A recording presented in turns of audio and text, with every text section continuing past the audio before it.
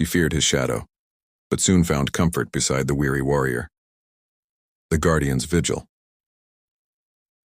The mist clung to the ancient pines as Eric Valen completed his patrol along the northern ridge. 3 years since the Luraxian ships had retreated beyond the atmosphere, and still he walked these borders every day, rifle slung across his back, eyes scanning for threats.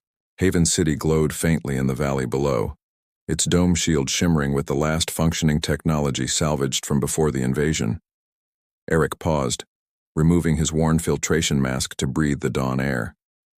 At 32, his face carried the weathered lines of someone much older, a map of loss etched by 8 years of occupation and resistance. The last surviving member of Haven's Special Defense Unit, he'd chosen this solitary post rather than live within the city walls where nightmares still visited him. Movement in Sector 7, he murmured into his comm unit. Probably another deer, checking it out. But it wasn't a deer that had disturbed the underbrush. As Eric approached the clearing, he caught a glimpse of something impossible, a flash of violet skin disappearing behind a boulder. Lyraxian. His rifle was in his hands before conscious thought, muscle memory from countless engagements. The aliens had supposedly abandoned Earth after the Resistance destroyed their terraforming engines. What was one doing here so close to Haven? Come out slowly, he called, voice steady despite the surge of adrenaline. Hands where I can see them. Silence stretched between the trees. Then slowly a figure emerged from behind the rock formation. Not the towering warriors he'd faced in battle, but smaller, slender, with luminous eyes that regarded him with unmistakable fear. I mean no harm, she said in accented but perfect English. I am Mira. I study. Only study. Eric kept his weapon trained on her. Study what? Your people. How you heal. How you rebuild. Her violet skin shimmered slightly in the dappled sunlight. I am healer among my kind. Your kind tried to wipe us out, Eric said flatly. Mira lowered her gaze. Not all agreed with invasion, some of us. We tried to stop it. Something in her voice, a note of genuine remorse, made Eric hesitate. Intelligence had always suggested factions among the Luraxians, but the Resistance never had confirmation. You've been watching us, he realized. For how long? Many moon cycles, she admitted. I keep distance. Learn your medicines, your plants, ways you survive. Eric should report this immediately. Any Luraxian presence near Haven would trigger a full military response. Yet something held him back. Curiosity, perhaps. Or the simple fact that she stood before him unarmed when she could have easily remained hidden. You should leave, he said finally, lowering his rifle slightly. If others find you. A sudden crack echoed through the forest. Not gunfire, but the distinctive sound of a hunter's trap. Mira's eyes widened in alarm. More of your kind patrol here? She asked urgently. Eric shook his head. Scavengers. They've been getting bolder. He gestured toward the ridge. Go. Now. As Mira retreated into the forest, Eric couldn't shake the feeling their paths would cross again. He watched her disappear, violet skin blending with the morning shadows, before turning back toward his outpost.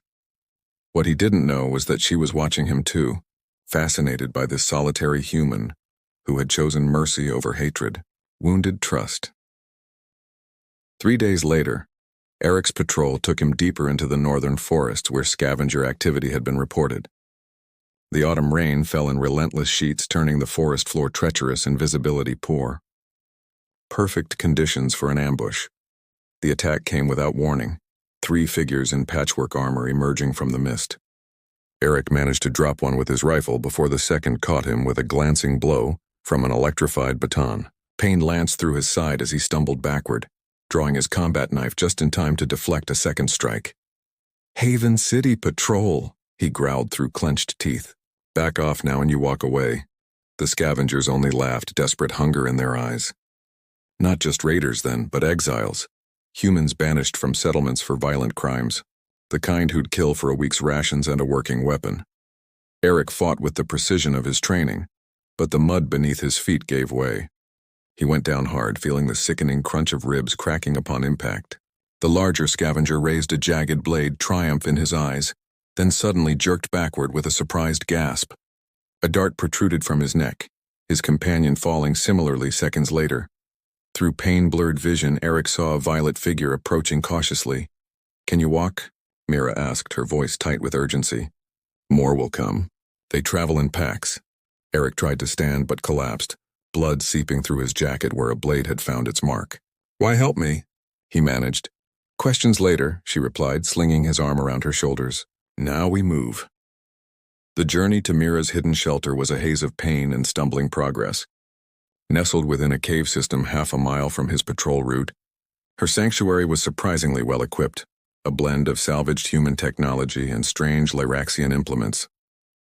Lie still, she instructed, cutting away his soaked jacket. Her touch was clinical yet gentle as she examined the wound. Blade missed vital organs. You are fortunate. Eric watched her work, applying a translucent gel that immediately numbed the area. That's Lyraxian medicine. Yes, cellular regenerative. We'll heal clean without your human scarring. As she worked, Eric studied her face, the delicate patterns that traced her violet skin, eyes large and expressive, with an inner luminescence that seemed to shift with her emotions. Nothing like the fearsome visage of Lyraxian soldiers that haunted Haven's propaganda. You could have left me, he said finally. Mira paused, meeting his gaze. Would you have left one of mine wounded? The question hung between them, unexpectedly complex. 3 years ago his answer would have been immediate. Now looking at her, at this healer who risked her safety for an enemy, he wasn't so certain. I don't know, he admitted. Honesty. Good start. A small smile touched her lips. Rest now. Storm will pass by morning. As darkness fell and rain hammered the forest outside, Eric drifted between consciousness and sleep. Once he woke to find Mira sitting nearby, writing in what appeared to be a journal. Their eyes met briefly across the small cave, illuminated by the soft glow of her portable light. What are you really doing here, Mira? He asked softly. She considered him for a long moment. Same as you, I think. Trying to find path forward after too much death. In that quiet admission, something shifted between them, the first fragile bridge across an abyss of distrust. As sleep claimed him again, Eric realized the cave felt strangely like the first safe place he'd known in years. Shared memories. Dawn broke with tentative sunlight filtering through the cave entrance. Eric woke to find himself alone, a momentary panic seizing him until Mira appeared with gathered berries and fresh water. Your fever broke overnight, she noted, kneeling beside him. May I check healing? He nodded, watching as she carefully removed the bandage.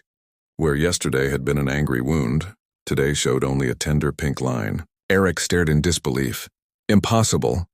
Different, not impossible, Mira corrected, applying a fresh layer of the translucent gel. Our bodies evolved on harsher world. Needed efficient healing. As she worked, Eric noticed a scar tracing her forearm, distinctive and deliberate in pattern. What's that from? Mira's expression clouded. Mark of dissent. Those who opposed invasion were branded. Her fingers traced the pattern unconsciously. My family sheltered human refugees. When discovered, my parents were executed.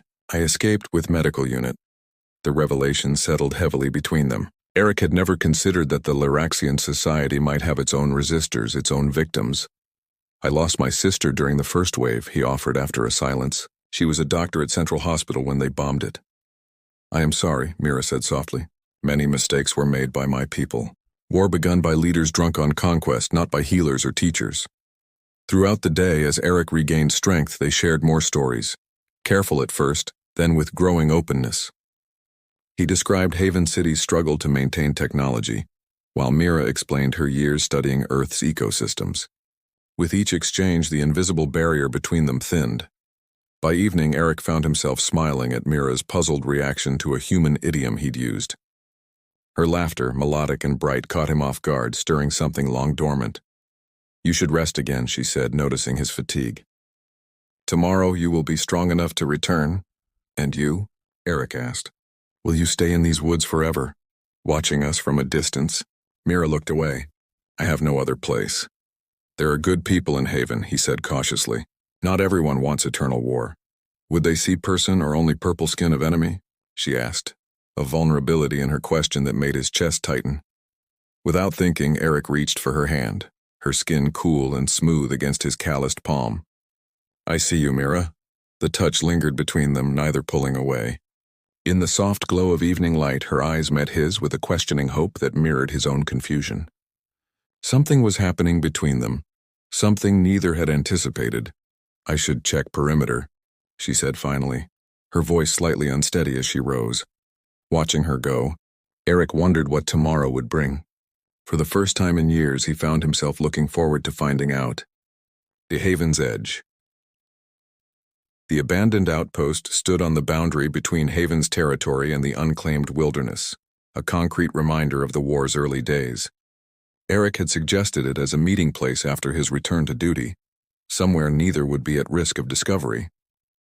For 2 weeks they had continued their cautious dance of connection, sharing knowledge and gradually, tentatively, their hopes. Tonight, dark clouds gathered on the horizon, promising the season's first electrical storm. Mira arrived with her usual quiet grace, a small pack of medicinal herbs slung over her shoulder. "You've been gathering again," Eric noted, helping her inside. "The Eastern Valley has plants with properties similar to my world's healing flora," she explained. "I've been experimenting with combinations." The pride in her voice made him smile. In their time together, he'd learned how deeply she cared for her work. This mission of understanding Earth's biology not for conquest but for knowledge. "I brought something too," he said, revealing a small bundle. Inside lay 2 ripe peaches, a rare luxury in post-invasion Earth. From Haven's new greenhouse, first successful harvest. Mira's eyes widened as she accepted the fruit, fingers brushing his. "I've read of these but never tasted." The simple joy on her face as she bit into the peach made something twist in Eric's chest.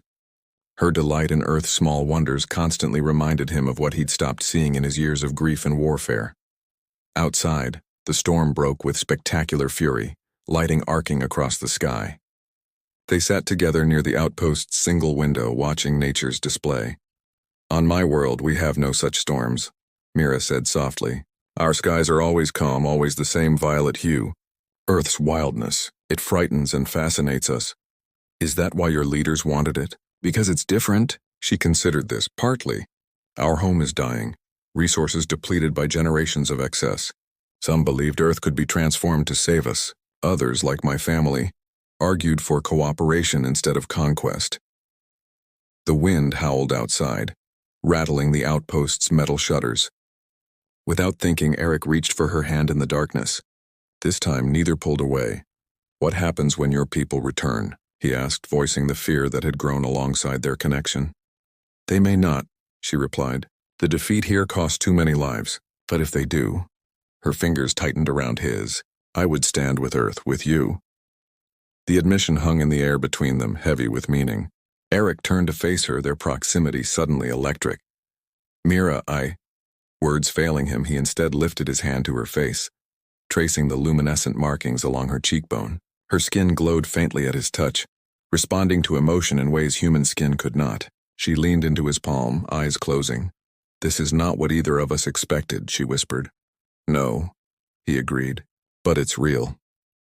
When their lips met, it was with the hesitant wonder of crossing a boundary previously thought impassable. Her mouth was cooler than a human's, with a subtle sweetness he couldn't name. As the kiss deepened, her arms encircled him, drawing him closer. They moved together with growing urgency, discovering differences and similarities. Her skin warming beneath his touch, his breath catching as her fingers traced old battle scars. In the storm-lit darkness of the outpost, they found a different kind of sanctuary, one built of trust and desire rather than walls and weapons. Later, as they lay entwined on his makeshift bedroll, the storm slowly receding, Mira traced patterns on his chest. "What are you writing?" he asked, catching her hand. "An old Lyraxian blessing," she said, "for those who find home in unexpected places." Eric pulled her closer, knowing they had crossed into territory from which neither could return unchanged. Whatever came next, the border between their worlds had been irreversibly blurred. Bridge between stars. The emergency alert shattered the pre-dawn silence, Eric's comm unit blaring to life with a priority 1 summons. He disentangled himself from Mira's sleeping form, heart pounding as he read the message. "What is it?" she asked, instantly alert. Unidentified craft entered Earth's atmosphere, heading toward Haven. His voice was tight. "It's Lyraxian design." The color drained from her face. "A scout ship? Or worse, he was already pulling on his uniform. I have to go. Mira caught his arm. Take me with you. Mira, I can't just bring a Lyraxian into... If it is my people returning, I may be the only one who can prevent bloodshed. Her eyes held his, unwavering. Trust goes both ways, Eric. The journey to Haven was tense, each step bringing them closer to a potential point of no return. At the city's outer checkpoint, Eric made his decision. Guard Valen, Special Defense, he announced to the startled sentries. This is Mira, a Lyraxian healer. She has critical information about the incoming vessel. We need to see Commander Lane immediately. The next hours passed in a blur of suspicious glares and urgent counsels. Mira stood her ground before Haven's leaders, explaining what she knew of Lyraxian protocols and ship classifications. This is not a warship, she insisted, studying the grainy images. The markings indicate a diplomatic vessel. See these symbols? They represent peaceful intention.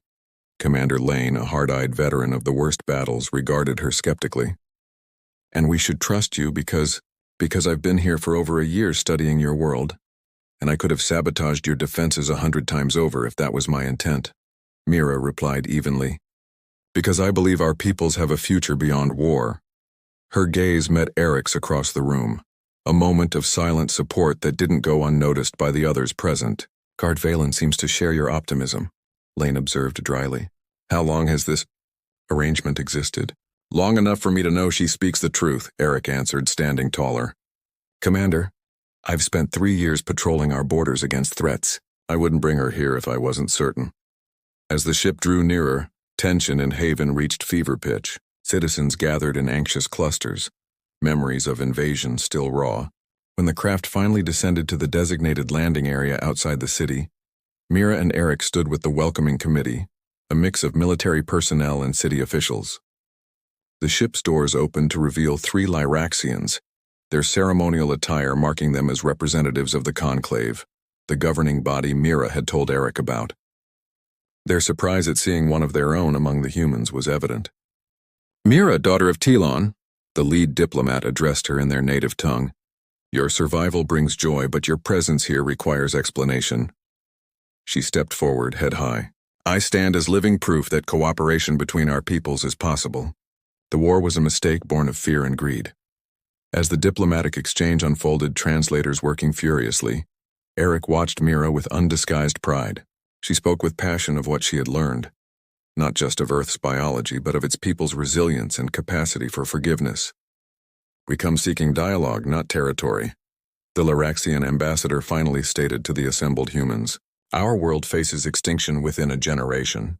We offer technology and knowledge in exchange for sanctuary for some of our people. Commander Lane looked to Mira. Can we trust this offer?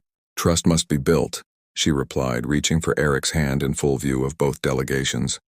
As we have built it one day at a time. The gesture, simple yet profound, rippled through both groups. A human and a Lyraxian, standing together not as enemies or even reluctant allies, but as something more. Then perhaps, Lane said slowly, today marks the beginning of a different kind of history between our worlds. As the formal talks began, Eric and Mira slipped away to the city's edge, looking out over the forests where they had first met. What happens now? He asked, arm around her waist. Mira leaned into him, her violet skin luminescent in the fading light. Now we build something new, together. Above them, stars began appearing in the twilight sky, no longer barriers between worlds, but bridges waiting to be crossed.